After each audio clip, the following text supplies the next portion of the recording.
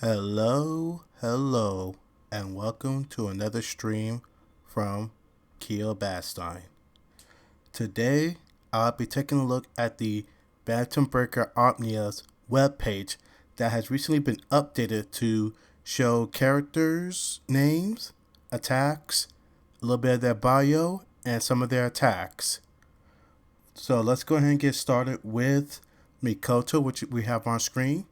This is Mikoto Nishina. She is our primary protagonist.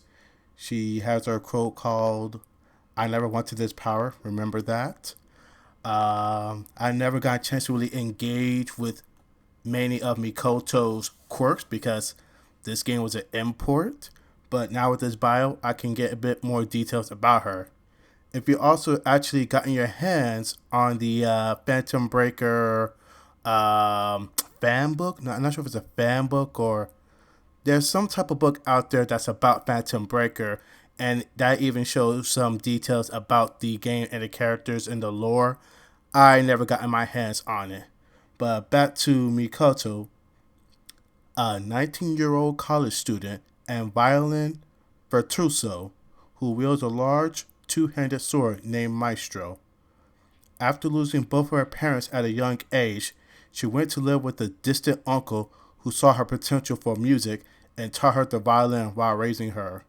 Her gratitude to him, sorry, the, her gratitude to him for his dedication, however, turned to regret as he lost his hearing before she could keep her promise to play a concert just for him. So yeah, there we go. We have a protagonist who now we know her goals as to why participating in the tournament. Since the main build up for Phantom Breaker is the primary tournament holder, Phantom, has promised any person who wins his tournament a wish. So odds are most likely Mikoto will aim to get her uncle hearing back. It's interesting that they actually say uncle in this because other documents say just mentor for the most part. They never said it was a relative, just a mentor who helped her to be a violin. I'm wondering if that's a change or not. I'm not sure. I'll have to do research and get back to people on that. But let's also look at, I guess, what the characterizer or character archetype. They call her a mid-range standard.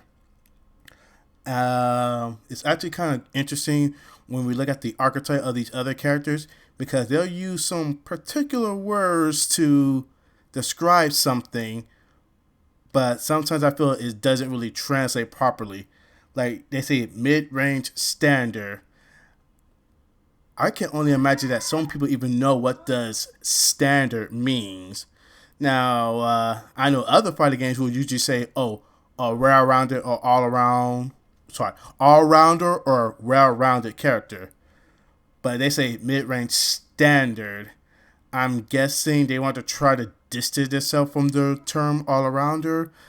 I think it could be a bit confusing, but it's yet to be seen. One thing they did introduce in Phantom Breaker that I think I commented on my last episode of K Time that was about me gushing Phantom Breaker, that they introduced some form of stats right around here. So the previous games never really had these, I guess, stats shown, but there were definitely stats. There were characters that did more damage. There are characters that were faster than others, and there are some that just had more endurance than others. So I'm definitely not surprised to see that now they're actually, willing to share that info. And if I am to hazard a guess that Phantom Breaker Omnia is going to keep the stats similar to Phantom Breaker Extra, I do think the attack defensive speed is probably accurate to Mikoto. And mid-range standard, I do think that's also an accurate archetype for Mikoto, since she is, well, the star character and she pretty much is well rounded.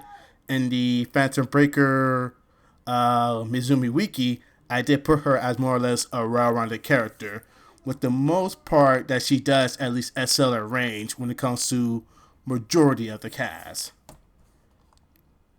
Now we could take a look at the specials. And I'm going to tell you right now, I'm probably going to butcher these names, but I will at least just try. For starters, her fourth special is called Shinidin. I did not say that. Shinidin. Basically, just a projectile, as the screen shows. It shows Mikoto throwing a projectile. Now, I only just noticed today because I seen this webpage yesterday, but I didn't dissect it or digest it till really just before I started this. And one thing you can see is how they say towards and special attack, and then towards and special attack ES.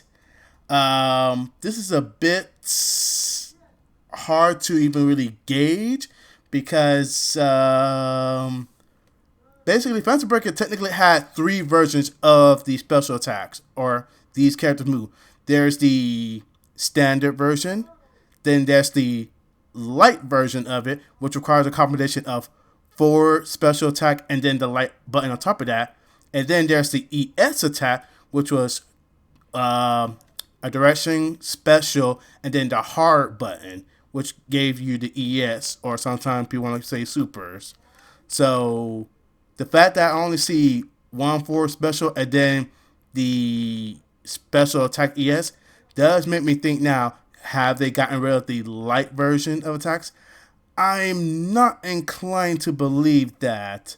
I think this webpage might just be misinformation. And one reason why is because when I was reviewing Ren's page actually shows one of his.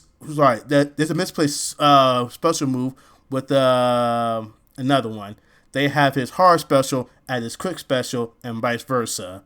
So there's already some errors that me and another few people have pointed out on the web page. So I am also taking what I read here with a bit of grain of salt. But getting back to it. So yeah, Mikoto does have a fireball special. And then Gishirin, this is pretty much her Tatsu-like move.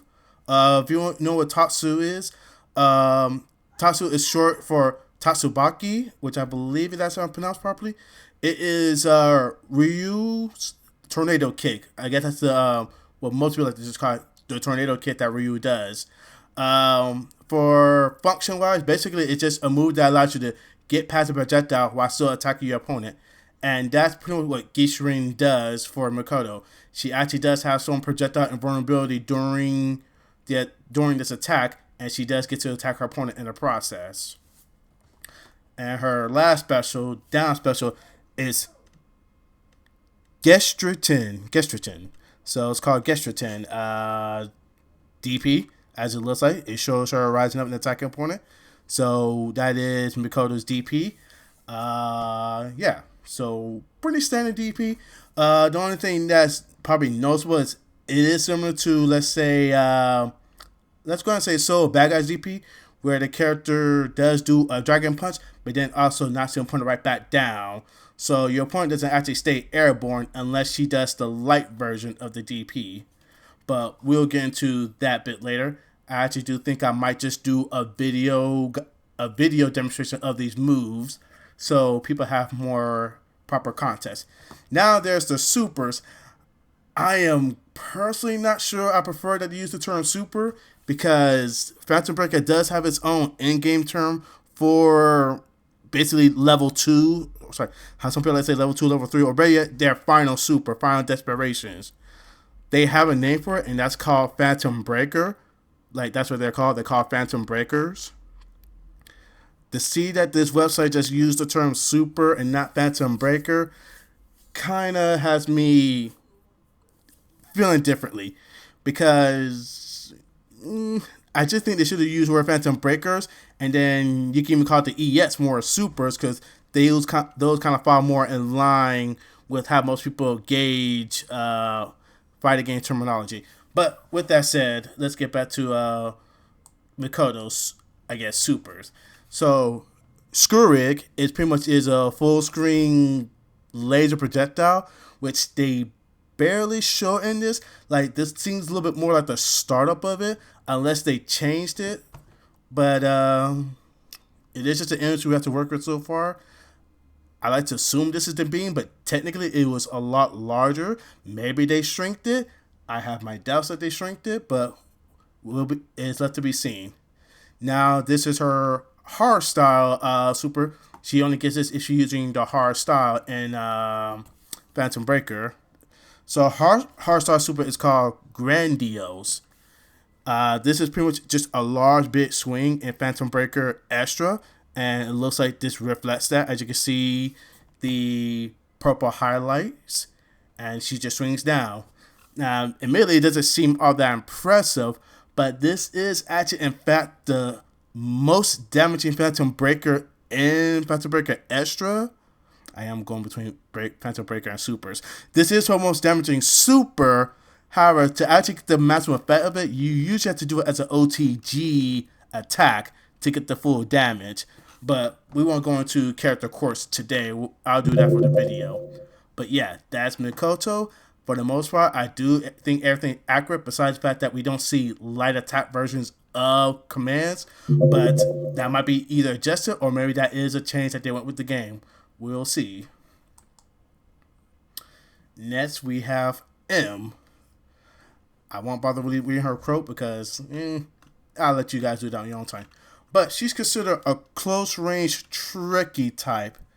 I'm not sure how much I agree with that. In fact, they do use the word tricky a lot. And in fact, this is even my first time coming across a game trying to categorize a character as tricky.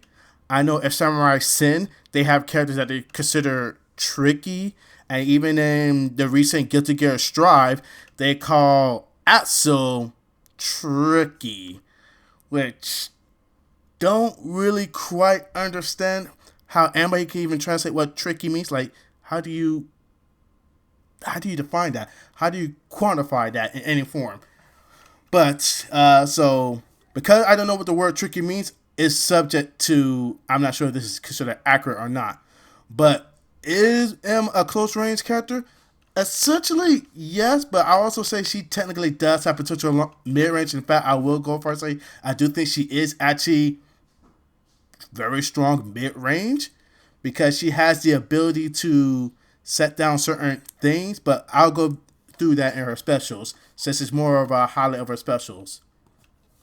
A girl with no name, no past, and no need for words. She'll pummel friend and foes alike with a giant mace made up of pipes and scrap metals that she calls humongous. Having lost her memories and all sense of self, she is guided by the one thing she desired most, destruction, a relentless and malicious opponent. I do think this is actually pretty accurate because if you have the opportunity to play Phantom Breaker Battleground, that does actually explore how some of these characters act, and M pretty much did act just like that. And in fact, there was a scene in Phantom Breaker Battleground where M does lose. M and Kokoro, who are team up, lose to the heroes, and M is so mad about that. She's like, all right, screw it. We'll all just go.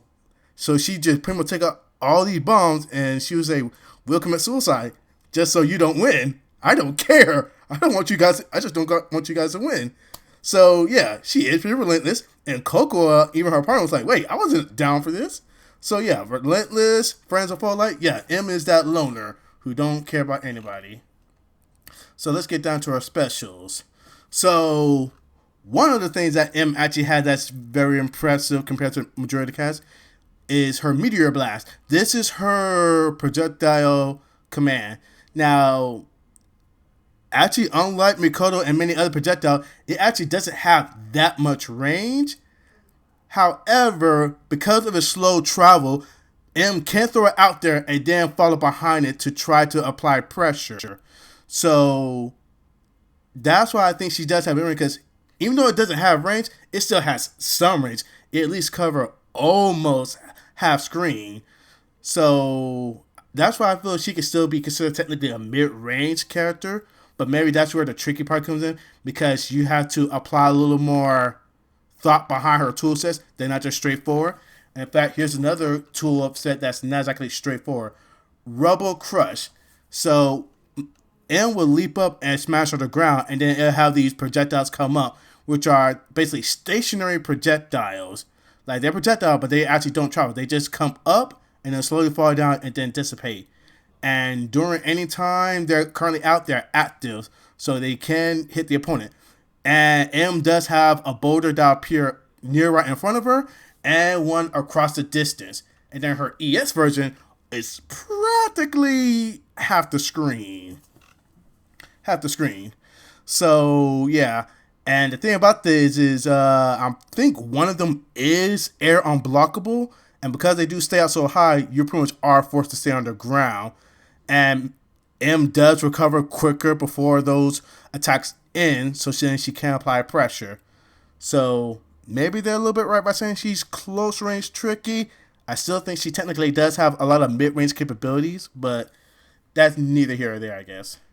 So her last special is, and they don't have the ES version of that, because there is definitely an ES version of this. But either way, that's kind of, I guess, evidence saying how I feel the webpage is a bit incomplete. Let's go with that, incomplete. But either way, Trash Troll. This is M's quote-unquote DP, or more, this is just her move when people are on her. She will twirl around and just keep twirling, attacking until she, I think, up to about 5 or 6 hits. Then she'll do either a smack down or a smack upwards, depending on whether you did the light or the hard version. She does have the ability to move her. The player does have the ability to move him around during her trash twirl. Trash twirl. Yeah, so it's a pretty good move. It doesn't have any invisibility from what I remember, unless you use the ES version. But then if you do it as a guard cancel, then she can tend to, if you use hard style, then I know hard style gives that armor, so it can sort of work as a DP, or at some form as a reversal. Her quick super attack is Discarded Wanderers. Essentially, M just throws her hands out, and then a bunch of little minions will just start coming down and then start traveling towards the enemy. M's startup and recovery on this is, once again, similar to her other projectiles, pretty quick and instant, and then M can pretty much do whatever you want because the opponent is generally either being locked down in guard stun or actually being hit by those minions. I can't remember whether, I do know when you do get hit by the minions, they cause an explosion, and it does lift the opponent up, but I'm not sure if it's something you can tech out of or not, so I have to review that. And then her hard version of her super would be Tidal Wave. This is essentially just similar to this, but it's a complete kind of screen control, as you can see. Goes very high in the air and pretty much just takes the whole screen. So pretty much when M does have this just denies your point to go in the air because, as mentioned, supers are unblockable. So you pretty much have to hold that when she just throws that out there. And yeah, that covered for M. So let's go to the next person. This is Infinity, the sort of like the final boss of Phantom Breaker. I mean, he is basically the boss of the game, though technically he does serve Phantom himself. But Infinity, they call him long range technical. And I think to some extent, the technical aspect is sort of accurate. Well, actually, no, I don't think it's really actually sort of accurate because technically he is just this game's zoner. He is just straight zoning. He has a lot of attacks that are long range, zone people out, and like that. There's really nothing else to his stuff. The only thing different is he has like different forms of projectiles, but technically they all still do zoning projectile. Just one projectile is multiple hitting, and one is a delay projectile that then Infinity can use to take a momentum. But we'll get to the special section. My bad for digressing. So, a being created by Phantom to serve as his right-hand man uses a supernatural ability similar to telekinesis called Force to summon giant swords and repel opponents. In addition to acting as Phantom Bodyguard, he also plays judge and executioner to determine if duelists are worthy fighters or not. His offensive capabilities can be devastated to the unprepared. So yeah, that's Infinity. So here is, hold on. I'll look at this background, see if it shows different version of his commands, but a little difficult to say, so I'll just go back to this. So his first attack is Edge of Extinction. This is his projectile that he just throws his hands out, and then he throws 10 blades at the opponent. This is the projectile I was talking about, that when he does do it, there's a bit of delay before they go out to attack the opponent. And if there is still a light version, which I'm pretty sure there is, in fact, now that I have to look at this page, you see how they don't have the EX version. So yeah, let's go ahead and just assume that this is still incomplete. So, but get back to Edge Destiny. This is his standard version. When you do it with the light attack, he'll just send one hand out, and then a flurry of daggers will come out. Usually I think about 7 daggers, but they'll come out one at a time, like some form of like a machine gun, I guess, if you will. While this Edge of Destiny, the standard version, is just 10 projectiles immediately at once. Usually, Infinity will use it to actually just whittle down the opponent's guard meter, because this is roughly 10. I want to say 10. Let's say 1, 2, 3, 4, 5. But I think each one does about 2. So it does degrade the opponent's guard gauge pretty significantly. And then there's his next projectile. This is called Bloody Linchpin. This is technically more or less just another projectile, but sort of similar to a stationary projectile. More so because this projectile doesn't travel that far. He kind of just sends a blast wave that hits right in front of him. So it's kind of more of a neutral control tool. No, I'm not going to say that. When I do the video, we'll kind of re-explore that. But yeah, this is another projectile that just falls down and then just explodes. And if the opponent comes in contact, it explodes with them as well. This is Horizon of Horror. This is kind of like his reversal. I think that he doesn't technically have invisibility frames, but because he does crouches, he does low profile a few of the opponent's attack, so it sort of does act like a reversal. Now his light punch version did have a bit of visibility, but it was so short that the practicality of it was the utility of it was limited. But this is also probably Infinity's technically his combo ender, because when the opponent does get hit by this, they're forced to a knockdown state. So this probably serves more as his combo ender than more as a reversal. This is his quick super called Penance of Confession. This is a projectile super that at first Infinity will throw a slow traveling fireball, and then when it gets near the opponent's proximity, then it explodes into these pillars that's just pretty much completely high up, and the opponent more or less has to just deal with that. Now, previously in the game, when Infinity did get hit, they did lose their property. In fact, that was a nerf from the original game, because in the original Phantom Breaker, even if you hit Infinity, those pillars would still explode, or rather that projectile would still explode. But then going to Extra, once Infinity got hit, they lost their active hitbox. I'm wondering if that's a change that they're probably going to do on Omnia. I think it's a change that should come back, because this was essentially one of the worst Phantom Breakers going to Extra, and I think they kind of need to rebuff it back up to its original state. Now, his heart attack, practically he does this little black hole that kind of expands around Infinity. This is technically his only invisibility super that he has, unless his I think technically this is the only move he has that is a true reversal. In fact, in most cases, the heart attack super are meant to be your reversals, because usually these have more instant startup and have some invisibility or armor to safeguard your character.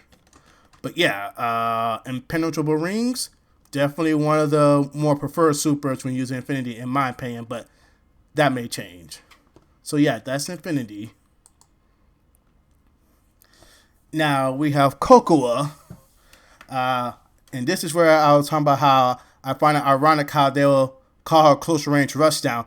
An actual fighting game term that I guess they know every person understands. Like everybody understands the term rushdown.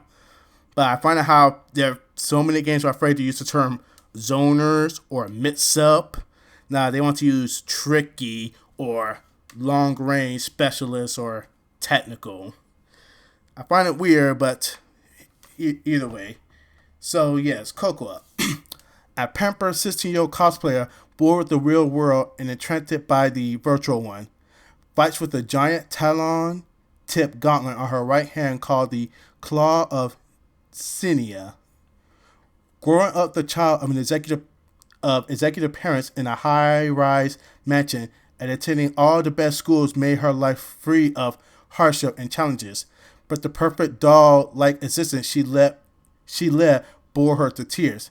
Dissatisfied with reality, she got hooked on video games and longed for the world of her favorite game, TDA, to become real.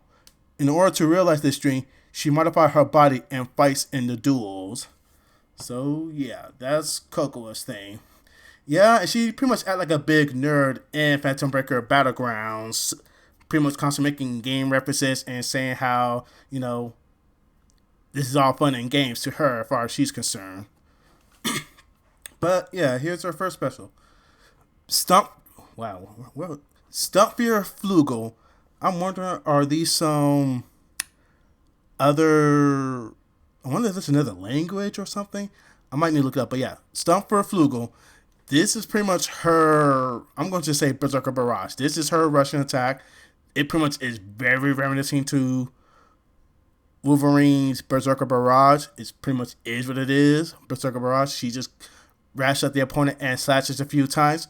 The only difference I can say is is the different enters she'll do.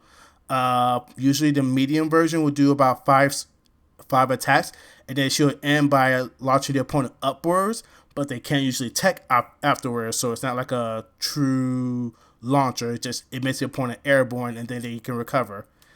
Then she has another one where she will swipe, I think, 3 times and then do an overhead kick. So the kick will just hit the opponent. They'll still be standing, but it'll be a regular attack like that. And then the ES version will just be a bunch of swipes. I think up to maybe 7, maybe. And she'll just do an attack that wall slams the opponent. Now, Barrister Nagel. So Barrister Nagel, this is kind of like a grab, if you will. No, we'll call it a hit grab because you can't guard it. So yeah, Cocoa will do an attack where she stands her hand out and she actually lands a hit on opponent. She will grab them and squeeze them. This is her most damaging attack. And yeah, this is her most damaging attack where the opponent will just eat massive damage. And usually the opponent is also airborne depending on which version you do use. She does have like 2 versions. One that's a anti-air grab and one that just regular grabs the hit grab the opponent while standing. Both can still stand the opponent, but the one that's anti-air will actually be air unblockable, so she gets a free combo. Well, I don't know about combo, but it's pretty much free to her if you're in the air. Now, Curzes Mercer. I wonder if it's French. Sounds French. Anyway, Cursor Mercer. This is a attack where Cocoa will just swipe the ground like shown here, but then she'll also do an attack that kind of lifts the opponent upwards. It actually has 2 seconds. She swipes the ground, hits the middle, uppercuts him, and then smacks the opponent right back down when it comes to standard version. Her light version actually has very little range, but it's also air unblockable, so that's another way for Cocoa to anti-air her opponent. And the ES version, I know it had armor, and I think a bit of visibility, so it was more of a reversal. Maybe a combo ender? I can't remember. Her quick super attack being I'm not even going to try to say that. I'm just going to say whatever inks is pretty much a souped up version of Stump for Flugel, where she just pretty much rushes at the opponent with multiple different slashes, usually a whole lot of slashes. Then she'll end it with grabbing the opponent with Nagel. So it's basically a combination of this and this together. Her hard super attack, which is Skull for the Miss. This is pretty much Cocoa's only projectile, where, as you can see, it looks like she just does, let's say, a pose of some sort, and then you have these little bats fly out, which act like projectiles. This is kind of a stationary projectile, where pretty much the projectiles just go from downwards ups. It doesn't really travel, but this is technically her only projectile-like attack. Probably does also work good as a super due to, I think, a near instant activation. Can't confirm that. I'll have to go back to Phantom Breaker Extra and see if that's the case. But yeah, that's Cocoa. And close range rushdown, she actually pretty much is exactly just like they said. Close down rushdown. She is the de facto rushdown character.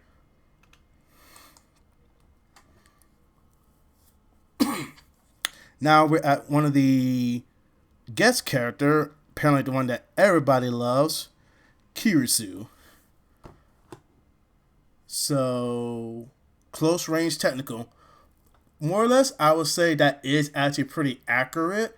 Even though she does have some long range capabilities, I would actually say her close range is pretty much her optimal range. And as far as technical, yes, pretty much she is the most technical character. She has a more diverse tool set. She's the only character that has a true command grab. She's the only character that has a trap that is unblockable, unblockable unless the opponent knows to crouch it.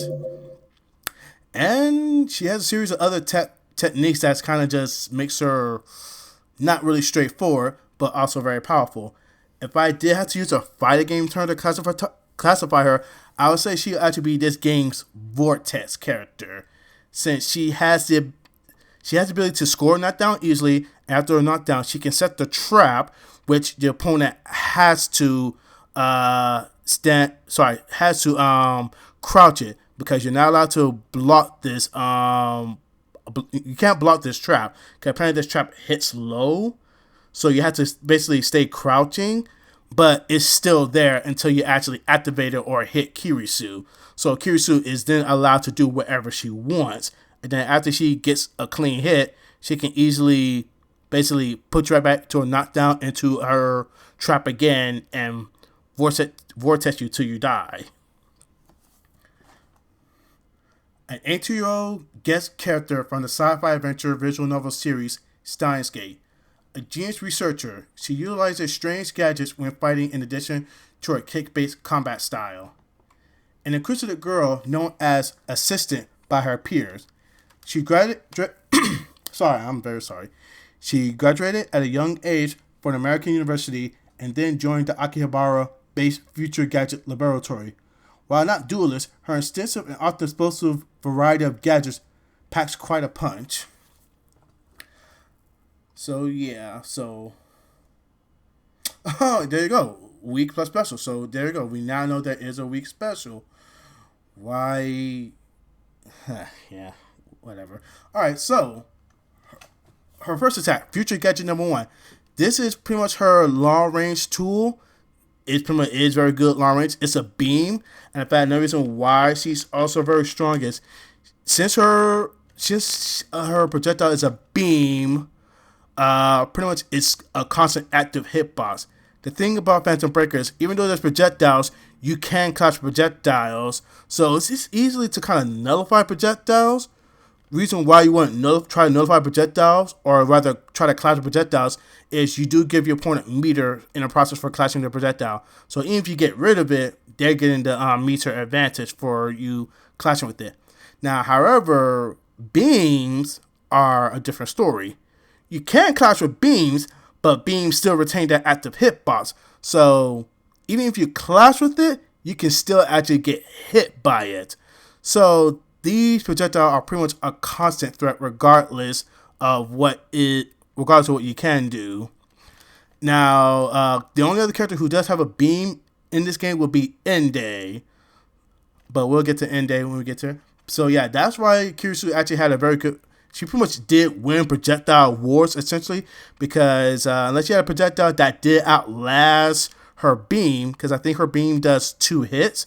So if you didn't have a projectile that was 3 hits or more or less, her beam just ate it up and still hit you in a process.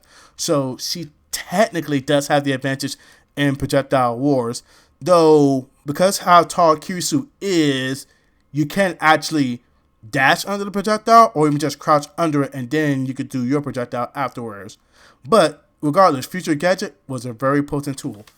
Now, here's her weak version of her projectiles, which is actually her trap, which is called Mayuri's Souvenir, a banana peel. And while it doesn't look that impressive, it actually is probably one of her strongest tools. So if your opponent ever comes across this, gets near the proximity of this peel, they're forced to trip on the ground. I can't remember if it does any damage, but because it forces a trip, Kurisu can attack before they hit the ground, or even then again, this game does have OTG pickup, so you can just pick the opponent right back up from them falling down. And you can even throw this on top of them on their wake up. So the only way they can actually deal with it is actually waking up and then doing a crouch, which will nullify the trap, or well, not nullify, but rather it won't activate the trap. The trap will still be there, but Kurisu is free to do what she wants, and she does actually have a few overheads, or we could go on to the next move, which she does have. Future Gadget number 4. This pretty much is a spinning pile driver, or rather a command grab. She actually has a command grab. Look at that. A command grab character with a projectile and a trap. I'm not sure who was designing Kurisu when they made her, but I think they really did just want to make her the strongest character in the game because she has a projectile that's a beam, which wins projectile war pretty much. She has a trap that your opponent has to respect. And then she also has a command grab. And also, not only that, this command grab, she can actually combo after this command grab. So, she almost got practically the best of every world, essentially. Almost essentially the best of every world. And now her last attack, Future Gadget number 5. Now, actually, for me, this is her most powerful attack. And in fact, I'll almost say near broken. Not broken, but near broken. Future Gadget number 5. This is pretty much is a little flamethrower she does that hits that hits roughly just not even really mid screen, very short distance. Here's the thing though. This is pretty much is having Dawson Yoga Flame that is safe, very active, and there's even no version that's anti-air. So this move is just ridiculously strong, and even and if you use the ES version, I think it actually is her second fastest attack in the game, which also has invincibility on top of it. So Kurisu could just kind of do this whenever, and because this is a flamethrower, like for example, well, not necessarily flamethrower. Now, one thing that kept Dawson Yoga Flame for being too strong in the Street Fighter game is only have one active hitbox, or rather, once it hits once, is done. It doesn't stay active. Kurisu Flamethrower stay active for up to 4 hits. So you're getting hit with rather 4 Yoga Flames at once. And that's just the weak version. The standard version, I think, does 8 hits. And if you do the ES, that's 10 hits. This move just eats up your guard gauge, makes you take a certain amount of chip damage, and for the most part, you can't punish Kurisu because how active the flamethrower is. So pretty much this is just Kurisu does this and you lose. This is her I win the up close game button, as far as I'm concerned. So now going to her super. FG204. Even though the screen is a bit hard to see, this pretty much is a satellite. So this super is Kurisu just summons a satellite that falls on top of your opponent. Now it does have a bit of tracking where if you're closer, it will track being closer, but I think it does have a minimum tracking distance where it won't go full screen if Kurisu does it. But I do also believe this is also an overhead, so the opponent does have to stand upwards or basically stand block to block it. And because it is a super, it means it has air unblockable properties. So if you ever jump up, you're pretty much guaranteed to get hit by this because it comes right down from the air. And this is that is peculiar. So this is our hard super attack. Auroras are unscientific. So to prove one point in a nutshell, I have no idea. Redacted. All right, so yeah, pretty much in Phantom Breaker Extra, this was another projectile super where pretty much Kurisu summons a big tiger-like beast that comes and attacks the opponent. And this is actually full screen. We'll travel full screen. So once again, your opponent usually has to respect that once Kurisu has this in her hands. Kurisu more or less just gets to control anything once she has meter. So that's why, at least in my tier list, I had Kurisu as S++. Well, alright, let's say S+. I don't know. I kind of hesitate whether I call her God tier or not. I hesitate because I know a lot of people really like her, but I do think that she does downright demolish majority of the cast. Next character, Tokiya. They have him as long range power, and actually, I would say more or less correct. He does actually have some pretty decent good range, and his power is pretty exceptional. And you know what? I forgot to look at the stats. Maybe I'll go back and review that later. We'll see. But yeah, he is considered a long range power, and for the most part, I would say I think that is correct. If I had to use a fighting game term, I would say he's kind of this game's wall character. I know that's not a term that many people even know, but a wall character is more than just a walking fortress, or basically a character that doesn't move that often, but they have such good attacks around their own proximity that you can't really force them to move around. Generally, examples of good wall characters would be like maybe E Honda from Street Fighter. E Honda from Street Fighter. I know some people might say, "Oh, is he a grappler?" He has a grab, but to say that's E Honda's goal is not really accurate. But we won't go into that. Another character would be Maxima from King of Fighters. Let's go with the anime game reference. I would like to say Kum Hyun from Guilty Gear Xrd, or you could say Hakuman from Blades with Central Fiction. So yeah, those are the wall characters, and Tokiya kind of does exemplate that. But we'll get to his bio now. The savvy and charitable 24-year-old prince of the pharmaceutical giant Ascalera Group wields a long sword named Setsuna with ease despite having no previous martial arts experience.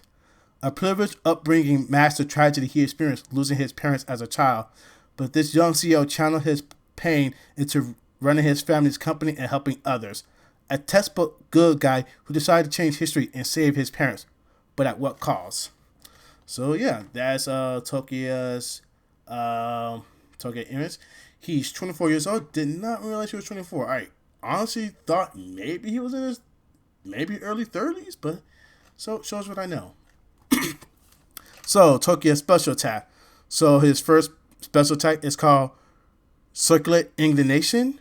Pretty much, Tokiya will stick his hand out and then throw a lightning pillar. This is, I don't really want to say it's a stationary projectile, but it also does not really travel far, not half screen, barely away from Tokiya's current position. So it's almost like a stationary projectile, but it still travels just slightly. If you want a visual guide, I say look at in fact, there you go. Ryo from King of Fighters, Kyoken, his Hadoken, where he just throws his hands out and the fireball travels just for a few seconds, but then stops. That's pretty much what Tokiya's circle ignition is. And as it does look like, it is a lightning bolt that does go from pretty much height all the way up. So it is pretty much a complete wall which is kind of why I say I feel he is this game's wall character. His next attack is Revolver Slash, which is back end special. Tokiya will basically go up to will pretty much do a flurry of swipes. Sorry, that's a flurry. Let's just say in fact, let's say 1,000 stabs at his opponent, where he just stabs the opponent several times and then kicks. And in fact, it's not too far to say that it's like 100 hands almost. Yeah, pretty much he will do an attack that does similar to 100 hand, where he just hits multiple times. Now with the different versions, the light version will actually it will basically put the opponent in a combo. It will launch the opponent, while his standard version will just kick the opponent away, which I believe makes it safe. Which I think is safe. I could be wrong. His down special is Triad Impact, which pretty much is his DP. It has actually very, very, very small range for a DP. So you have to be really close to your opponent when you do it. But it is also a very good combo ender, since it does several hits and it does smack the opponent down.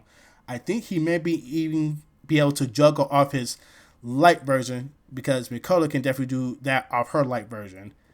So I'm wondering that, but we'll find it out one way or another. So more or less, technically more of a combo ender, because I don't recall it really having any visibility to my knowledge, but I could be wrong in this change. Now his actually, I could definitely say this is actually inaccurate, because his quick super attack should be circulate maximum, while his quick should be, you know what? No, I think they did actually do some. No, actually, I'm pretty confident this is supposed to be his quick version, circulate maximum, and his hard version was Untouchable Legion. Well, you can't really see, but basically, Untouchable Legion is pretty much just a combo super, where he pretty much does a couple of attacks as a combo sequence. And Circulate Maximum is pretty much this version, but complete covers the screen for the most part. Well, not even cover the screen. It does at least cover over half the screen. So, very strong zoning tool to have. And that'll be Tokiya.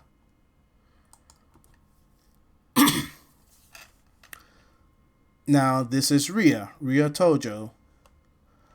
Close range speed. I would say that is actually very accurate to how she functions in the game. So, yeah, pretty much very accurate.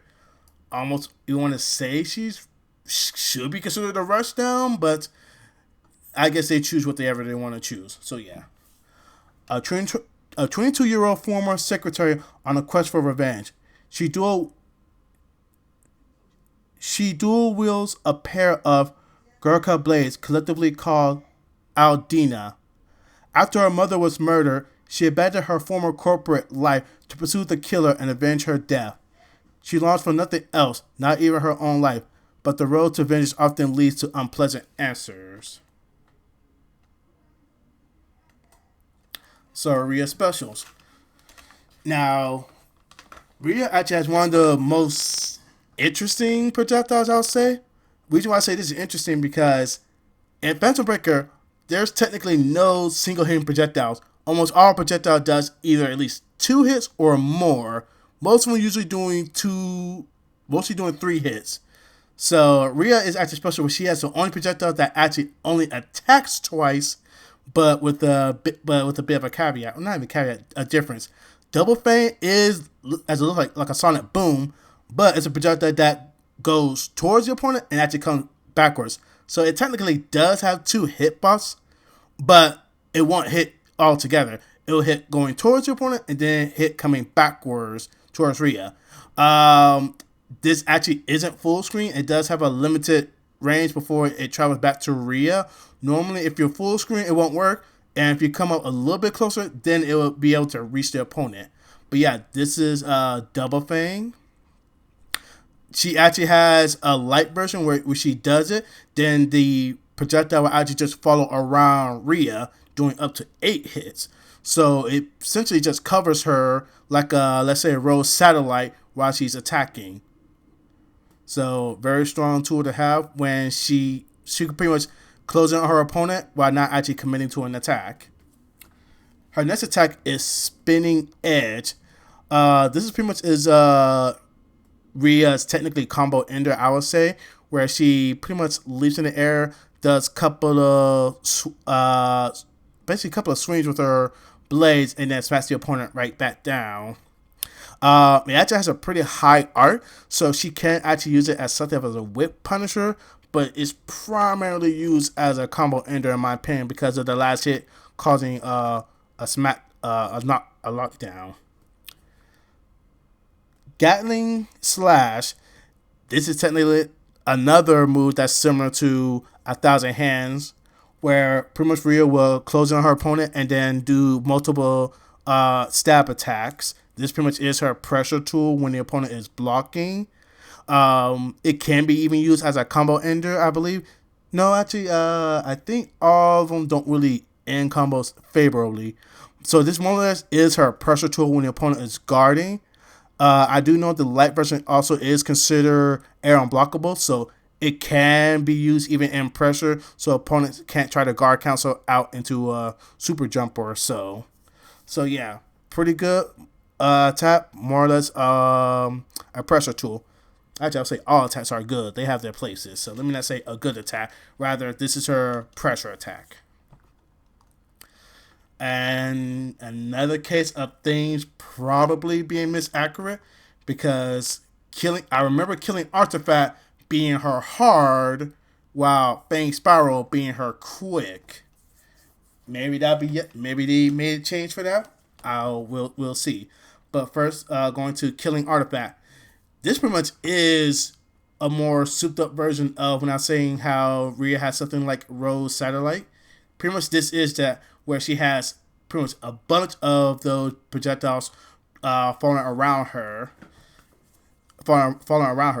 and because they are considered supers, they are also still air unblockable. So if you do jump while Rhea has this active, you will get hit with that. Her hard super attack is Fang Special. This pretty much is just a combo super where she will do multiple attacks into an ender. So pretty much is just a combo, or I guess like some people say Rambo super. Don't know if I really want to say Rambo because she's still going to commit to all the attacks whether they hit or not. But yeah, that will be Rhea. We're going to do one more, and that will be Finn. She's considered close range tricky, and actually I would say that's actually pretty accurate. I know a lot of people want to say, oh, she's a zoner because she has these missiles. The thing is, the missile test she has take a long time to start up. Yeah, they take a long time to start up, so you can really clip Finn before she really gets to. Yeah, she's not winning Fireball Wars, I can tell you that much. And it's easy for an opponent to actually just close in on her when she's trying to do that. So she can only really get that off really as an Oki, and I think that's technically what it's supposed to be used as an Oki tool. Something to cover her while she goes in to try to run some form of pressure or mix-up attempt. A spunky 9-year-old time traveler and member of the Interdimensional Enforcers organization known as Schrodinger. Strong, I don't know how to say that. Uses a multi-purpose laser gun named JJ Apple in battle. Accompanied by her droid companion, Muichu, she has journeyed from the future with a singular mission, defeat Phantom. So, that'll be Finn's bio. I will say that I do think, even though I know we like using the term tricky, I would say technical. I would personally lean more on the term of technical. Then again, she does maybe use tricky for a character who does more mix-ups or so. But yeah, she definitely has strong close range capabilities. So one is BB Beam. Yeah, let's call it that. Yeah, BB Beam. So this is her close range special where she pretty much does a little, as you can see this little thing right here, if Mikoto wasn't here, she'll still do this little pose where she more or less captures your opponent. There you go. This is a hit grab move. So yeah, let me say that. This is a hit grab move where if the opponent is hit, then pretty much Finn will go into an animation where she'll pick the opponent up and then smack them down. Or if you use a light version, which actually has OTG properties, in other words, it will pick the opponent up from OTG state, and she'll just swing them over her head, and she can get a free combo off of that. So this pretty much is I'll say this is her combo ender, while the other one being a combo filler move. Yeah, her standard version is a combo ender, while her light version is a combo filler that allows her to combo after a knockdown. Her next attack is Machu Bomber. So if you can see where my mouse is, she has a little droid that does follow her, and when she presses back and special, the little droid will send out another little droid that falls to the ground and then travels to the opponent. When it gets to the opponent's proximity, it will explode on contact, or rather explode after a timer. So this is another Oki tool, or maybe even a neutral tool, since it does actually have pretty fast startup. But yeah, Finn will throw that out there, and then it will explode once it gets to the opponent. This kind of safeguards her if she ever tries to apply any mix-up, or just even makes the opponent stand still so she can close in on them easily. Now, this is a special attack that I guess what made people think she was a zoner. Multi-missiles. So Finn will basically open her back, reveal a backpack that shoots out 1, 2, 3, 4 more or less homing missiles. These missiles are pretty impressive once you got the opponent on a knockdown state, but they're not really that good neutral, since because they're they kind of slow at traveling, and even with them having tracking, the tracking isn't really that strong. It'll track the opponent's current location on activation, but the opponent moves, then the tracking kind of basically fails at that point. So it's actually pretty easy to maneuver around them, but they do become a challenge to deal with if you're already in block stun or so. So yeah. But yeah, a pretty strong tool. Normally more as an Oki tool in my opinion than as a zoning tool, as some people like to say it. But there's that. Now, this is her Quick Super Attack Dimensional Kit. This is actually probably the only other game's unblockable that I can think of that isn't a critical burst. But yeah, Quick Super Dimensional Attack. Basically, Finn travels up to the air and it does a dive attack to the opponent. Now, technically, you can nullify attack this, but if you try to guard it, because it hit both in front of you and behind you basically very quickly, because it does have multiple active hitbox, it essentially does become a true an unblockable attack, since it's hard to block and then immediately change your block at the right time. So yeah, but because also how fast it is also easy to make it whiff if you either do anything with slight invisibility or just backdash it, and it'll also whiff, just because it's how fast the super actually really is. Her hard super attack, Chunky Alligator Beam.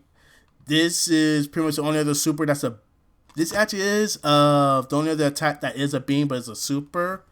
Compared to, let's say, Mikoto, which also has a beam super, hers is considered inferior because of the fact that it actually has a much smaller range, and apparently the beam is also at a much higher height, so several characters can actually low profile by just crouching it.